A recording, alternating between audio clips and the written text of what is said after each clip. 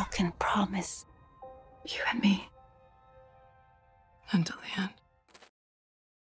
طاقم السفينة طلع صندوق حديد قديم من قاع البحر. اللي كانت بتقود العملية دي واحدة اسمها ديسكورد، ست غامضة وبقالها سنين بتدور على الصندوق ده. ولما فتحوا أخيرا لقوا جوه جوين، ست خالدة محبوسة بقالها قرون. جوين اللي كانت زمان شريكة أندي رجعت دلوقتي بخططها الخاصة، وبعد قرون في الضلمة أخيرا رجعت تنفس. ودي بداية الجزء الثاني من فيلم ذا أولد جارد. بعدها بنشوف المشهد بيتنقل لكرواتيا. أندي ونايل وجو ونيكي بينفذوا مهمة تحت أوامر كوبلي، هدفهم تاجر سلاح اسمه كونراد مستخبي في قصر محصن. أندي اللي بقت فانية دلوقتي بس لسه هي القائدة، هي اللي بتقود الفريق علشان يقتحموا القصر. جو ونيكي سرقوا عربيتين بيعملوا بيهم تشتيت، ولما الحراس اشتغلوا أندي وكوبلي دخلوا من ناحية تانية. ونايل كانت بتراقب من مركب قريب. وجوه بنشوف أندي اعتمدت على مهاراتها القديمة في السيف، بتقاتل بدقة رغم إنها دلوقتي بتتأذى. ولما المهمة جوه بقت بطيئة، نايل قررت تتحرك، اتسللت الجنينة وخبطت مركبها في القصر من الجناب، وخلت كونراد يطلع يواجهها. الحراس المسلحين ردوا بسرعه، فنايل اضطرت تدخل جوه تنضم لاندي وكوبلي. في الوقت ده جو نيكي وراهم مطارده مع الحراس. نيكي غير العربيه وابتدى يزق الدراجات الناريه بعنف علشان يفتح لنفسه طريق، بس الحركه دي كانت خطيره والعربيه اتزحلقت وخبطت وكانت هتقع في البحر. واندي ونايل لقوا كونراد. معركه نار شديده وانتهت ان كونراد اتقبض عليه وتقتل. المهمه اعتبرت نجاح والفريق اتجمعوا يحتفلوا شويه. وبعد شويه كوبلي وصل له معلومات جديده من شبكته القديمه، وطلع كونراد كان مجرد وسيط. الهدف الحقيقي ست غامضه ظهرت في كاميرات المراقبه. نايل على طول عرفتها لانها بتشوفها في احلام متكرره. في الرؤيه دي الست بتقتحم ارشيف وبتطعن راجل وبتسرق كتب. نايل حست ان ده مش مجرد كابوس، ده ليه علاقه بالواقع. وفي باريس بوكر عضو الفريق القديم المنفي بسبب خيانته اتصدم لما جوين ظهرت فجاه في شقته ومن غير اي كلام. جوين قبضت عليه واختفت. في نفس الوقت الفريق بيخطط لرحله لباريس، بس الرحله دي مجرد غطا. اندي وكوبلي كانوا محضرين يسافروا سير كوريا علشان يحققوا في موضوع الست اللي شافتها نايل في الحلم. في نفس الوقت جو قرر يبعد عن نيكي وقال انه محتاج شويه هدوء. تصرفاته الغريبه بدات تثير الشك. نيكي قلق وطلب من نايل تتابع جو من غير ما يعرف وتكتشف الحقيقه. وفي مكان تاني جوين كانت بتستكوي بوكر عن مكان اندي وهي مليانه غضب واحساس بالخيانه. بالنسبه لجوين، اندي كسرت وعد قديم لما ما حاولتش تدور عليها وهي محبوسه في قاع البحر. بوكر حاول يشرح ان اندي فعلا كانت بتدور عليها بس كانت كل مره تفشل. بس جوين ما صدقتش وحست ان اندي سابتها وخذلتها طول العمر. بالنسبه لها الخيانه دي ما تتغفرش. وفي نفس الوقت جو وصل شقه بوكر ولقى نيكي ونايل موجودين هناك. الفريق كان متفق ان ما حدش يقابل بوكر لمده 100 سنه عقاب على خيانته زمان. وهم بيفتشوا نايل لقت الارضيه متبهدله وعليها خطوش وبوكر مش موجود، وده معناه في حاجه خطيره حصلت. استنتجوا ان بوكر غالبا في خطر. حاولوا يتواصلوا مع اندي وما عرفوش. وفي نفس الوقت اندي وكوبلي وصلوا لمكان سري في كوريا. هناك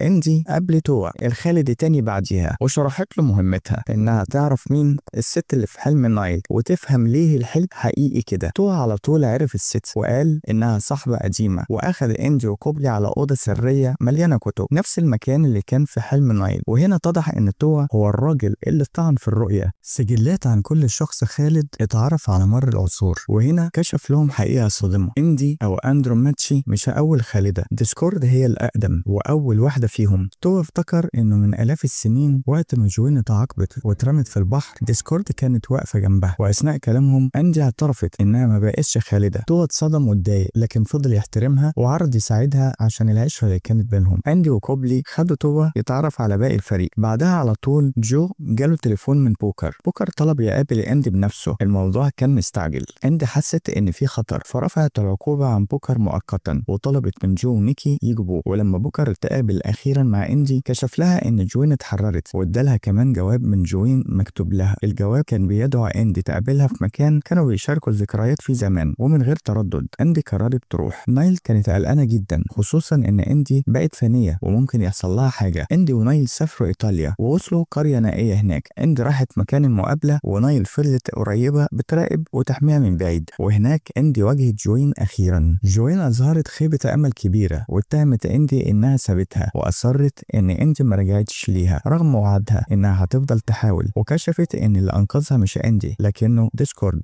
اندي حاولت تشرح إنها فضلت قرون تدور عليها بس كانت بتفشل، لكن جوين رفضت تسمع وتهمتها إنها اتغيرت واختارت فريق جديد بدل وعدهم القديم. التوتر زاد لحد ما جوين مشيت غضبانة واندي جريت وراها. خناقهم السخن اتحول بسرعة لعركة حقيقية، وأثناء القتال الاتنين وقفوا فجأة لما ديسكورد ظهر من بعيد. نايل جريت ورا ديسكورد واندي فضلت تقاتل جوين، وأثناء القتال جوين خدت العقد اللي كانت مدياه لاندي زمان وهربت وسابت اندي. في نفس الوقت نايل وصلت لديسكورد عند كنيسة قديمة. ديسكورد ما هاجمتهاش لكن كشفت سر صادم، ورت نايل علامة ميلاد على ايديها وقالت انها اول خالدة وان نايل هي اخر واحدة. ديسكورد لمت اندي وقالت انها اتدخلت كتير في شؤون البشر وده عرض الخالدين للخطر، وقالت لنايل ان قرارة اندي هي السبب في خسارتها لعيلتها، وبعدها عرضت عليها شراكة بتدعو نايل تنضم ليها علشان يدمروا اندي. نايل وقفت محتارة ومتخبطة وهي بتشوف ديسكورد بتختفي قدامها. وفي الليلة دي بوكر راح لتوا اللي كان بيدور في السجلات القديمة. توا استنتج ان اول واخر خالد بس هم اللي يقدروا يسحبوا الخلود من غيرهم. المعلومات دي فكرت بوكر بالمعركة اللي نايل طعنت فيها اندي بالغلط واللي غالبا كانت السبب انها فقدت خلودها، وبدأ يشك ان ديسكورد كانت عارفة كل ده من الاول وبتلعب بعقل نايل علشان تدمرهم. توا لقى سجلات تانية بتقول ان الخلود ممكن يتنقل لو اللي بتملكه اتهاجم بشكل مباشر من اول او اخر خالد. بوكر بدأ يخطط ينقل خلوده السر لاندي تعويض عن خيانته القديمة ليها. وفي مكان تاني جوين لسه غضبانة وحاسة انها اتخانت واقسمت تنتقم من اندي وفريقها. ديسكورد كانت بتدعمها تماما وعايزة تدمر الخالدين من جواهم. وفي نفس الوقت في منشأة نووية في جاكرتا شاحنة كسرت البوابة. جوين كانت قائدة الهجوم. ديسكورد وجنودها وصلوا بعدها بلحظات، قتلوا الحراس وفتحوا الطريق. جوين اتسللت جوه المنشأة وحطت قنابل في أماكن حساسة. تاني يوم بوكر راح لنايل وهي بتتدرب فنون القتال، طلب منها يتبارزوا شوية وهو مخبي نوايا الحقيقية. توا كان بيتفرج ودخل معاهم، وأثناء القتال بوكر ساب نايل تجرحه بإيده عن قصد علشان ينزف دم. هو عارف إن الضربة اللي تيجي من آخر خالدة بس هي اللي تقدر تسحب الخلود. بعدها بوكر طلب من توا يخلي خطته سر، وقرر ينقل خلوده لاندي كتعويض عن غلطته اللي فاتت. وقبل ما خلوده يختفي بوكر في السر نقل قوته لاندي. الفريق كله ما كانش عارف بالتضحية دي اللي كانت مثابة تكفير هادي عن خيانته زمان. وبعد شوية كوبلي جمع الفريق كله علشان يشوفوا أحدث تسجيلات الكاميرات من المنشأة النووية. الفيديو كشف إن جوين وديسكورد هاجموا بعنف وحطوا قنابل في أماكن خطيرة. نايل حللت الخطة كويس وحذرت الفريق إن ده فخ، وافتكرت تحذير ديسكورد اللي قالت إنهم هيتعذبوا قبل ما يتدمروا بالكامل. رغم المخاطر الكل كان عارف إن لازم يتحركوا بسرعة. القنابل دي ممكن تموت آلاف لو ما اتفككتش فورا. ومع الوقت اللي بيجري الأولد جارد خططوا يقتحموا المنشأة. كوبلي فضل بره يراقب الموقف، واندي ونايل وبوكر وجو ونيكي وتوا دخلوا مع بعض. جوه اتفاجئوا بكمين من قوات مسلحة تبع ديسكورد. قتال قريب وعنيف اندلع والفريق قاتل بكل قوته علشان يصمد. ووسط الفوضى جو ونيكي وتوا اندفعوا ناحية غرفة التحكم عشان يحددوا مكان القنابل. وبره كوبلي لمح شخص مريب جنب الشجر. أول ما نزل يتأكد وقع في كمين وتقطع عن باقي الفريق. وفي غرفة التحكم جو ونيكي وتوا اتعرضوا لهجوم مفاجئ وكاسح. جنود ديسكورد استخدموا أسلحة نيتروجين سائل جمدوهم في لحظة، فقدوا عيون وتقبض عليهم. وده كله كان جزء من خطة مدروسة لتفريق وإضعاف الفريق. وفي مكان تاني اندي وبوكر كانوا بيقاتلوا في الممرات، وفي لحظة توتر بوكر اعترف انه نقل خلوده لاندي. اندي ما صدقتش كلامه لحد ما رصاصة جرحت دراعها والتأم فورا. وقتها اتأكدت ان قوتها رجعت. وبعدها بوكر كشف عن قراره الأخير، هو تعبان من الخلود ومثقل بغلطاته وقرر يفضل ورا ويواجه العدو لوحده. وفي المعركة العنيفة اللي بعد كده بوكر طعن كذا مرة ومات قدام عينين اندي. وفي نفس الوقت نايل وصلت لغرفة المفاعل النووي لكن جوين واجهتها وبدأ بينهم قتال عنيف. نايل وجهت لها ضربة قتلة وجوين اتصدمت لما جرحها ما اتقفلش واتضح انها فقدت خلودها. فجأة ديسكورد ظهرت وطعنت نايل في ظهرها وكبلت نايل وسحبتها بعيد وسابت المفاعل مقفول في حالة طوارئ. بعد شوية انت لقيت جوين ماسكة جهاز التفجير، ولما شافت الخراب حواليها وفهمت ان ديسكورد استغلتها علشان توقع اندي وفريقها جوين قررت توقف القنابل. وفي نفس الوقت اندي سمعت صوت هليكوبتر قرب، جريت بسرعة بره ولقت ديسكورد هربانة وساحبة معاها الفريق الأسير. ومن غير تردد اندي نطت على الهليكوبتر بس رصاصة في راسها وقعتها على طول. وبعد دقايق اندي قامت تاني تاني ورجعت بكل قوتها، نطت على هليكوبتر ديسكورد وسحبت عدوتها القديمة بره بالعافية، واندلع قتال عنيف في الجو فوق جاكرتا، سيوفهم وضرباتهم بتطاير بعنف. وأثناء القتال اندي لاحظت إن ديسكورد ما بقتش خالدة، والاكتشاف ده كشف السر الحقيقي ورا عملية الخطف. ديسكورد كانت عايزة تسرق قوة الخلود من الفريق وتنقلها لنفسها بطقس قديم ما يقدرش يعمله غير أول وآخر خالد. ديسكورد جرحت اندي بسيفها وهربت بالهليكوبتر، وأخدت جو ونيكي وتوا وكوبلي ونايل أسرى. وبعد الهزيمة اندي أخدت جوين المصابة بشدة لقاعدة توا، حاولت تدور في السجلات القديمة على طريقة ترجع الخلود لكن ما لقتش حاجة. بعد أيام جوين اتعافت وغفرت لإندي على خلافاتهم اللي فاتت، علاقاتهم اتصلحت ولأول مرة من قرون اتجمعوا كحلفاء. دلوقتي اندي جوين بيستعدوا لمهمتهم اللي جاية، بيدوروا على ديسكورد وينقذوا الفريق قبل ما قوة الخلود تقع في ايد واحد غلط. والعبرة من القصة ما تطنش حبيبتك الخالدة اللي محبوسة في صندوق، أصل ممكن تتحالف مع مجنونة وتدمر الكوكب كله.